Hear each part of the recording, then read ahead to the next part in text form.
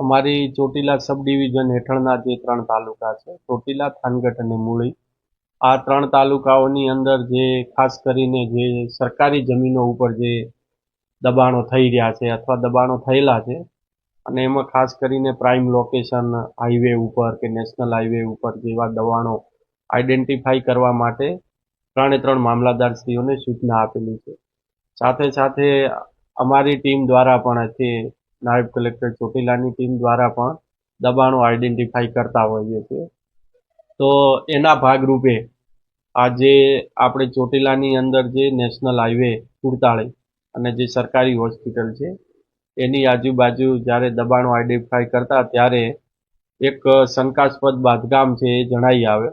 તો એ શંકાસ્પદ બાંધકામ અંદર જઈને તપાસ કરતા ત્યાં એક કોકા કોલાનું ક્રિસ્ટલ બેવરેજનું ગોડાઉન જણાય કે જે એ સરકારી સર્વે નંબર 423 ટાવર્સ પૈકી હતું. તો ત્યાં હાજર જે ગોડાઉનના જે ચલાવતા હતા રોહનભાઈ દર્શકભાઈ આચાર્ય, તેઓને પૂછતા તેઓએ હકીકત જણાવેલી કે મને તો ભાડા કરારથી આપેલું છે.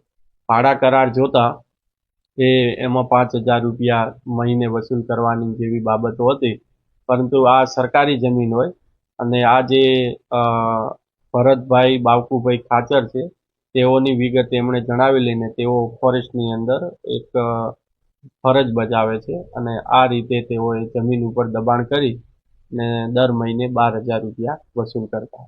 કયા કયા પ્રકારની ગતિવિધિઓ જમીન ઉપર ચાલતી હતી?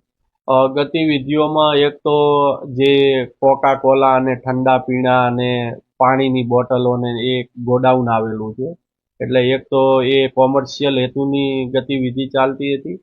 સાથે સાથે ત્યાં રહેણાંકના પણ 2 ઓરડીઓ આવેલી છે અને ત્યારબાદ એક ઉપરની સાઈડ ગાયોનો તબેલો પણ છે અને અન્ય હેતુ માટે પણ આ જમીનનો ઉપયોગ થતો હતો. કોણ વ્યક્તિ હતો અને હવે તેના વિરુદ્ધ કયા પ્રકારની કાર્યવાહી હાથ ધરવામાં આવશે?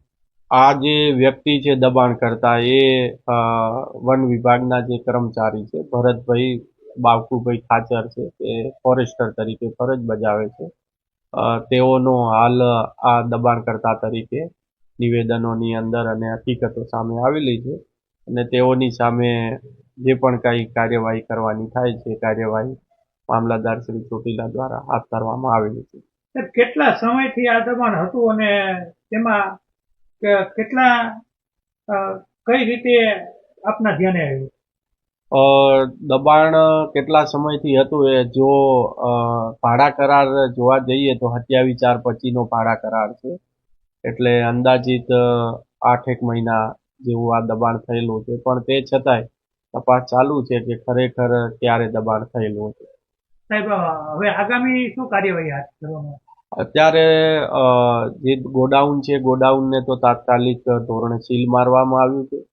સાથે સાથે જે લેન્ડ રેવન્યુ કોડની સેક્શન 61 હેઠળ લેન્ડ ગ્રેબિંગ અને અન્ય કાયદાઓની જે જોગવાઈઓ છે એ મુજબ કાર્યવાહી હાથ ધરવામાં આવી છે. કોઈ મુદ્દામાલ આમાંથી જપ્ત કર્યો? હા, મુદ્દામાલ જપ્ત કર્યો છે. 42,000 જેટલી પાણીની બોટલો છે અને 6,000 અલગ અલગ કંપનીઓના ઠંડા પીણાની બોટલો છે, એમ કરીને કુલ 48,000 જે બોટલો છે સીલ કરવામાં આવી છે. ભાડે રાખેલું હતું એની ઉપર એ કાર્યવાહી કરવામાં આવશે ખરી? હા, એ પણ એટલા જ જવાબદાર છે, કારણ કે કોઈ સરકારી જમીન ઉપર આ રીતે ખોટા ડોક્યુમેન્ટ બનાવી ભાડા કરાર કરવો વગેરે એ પણ ગુનો જ બને છે, એટલે એમની સામે પણ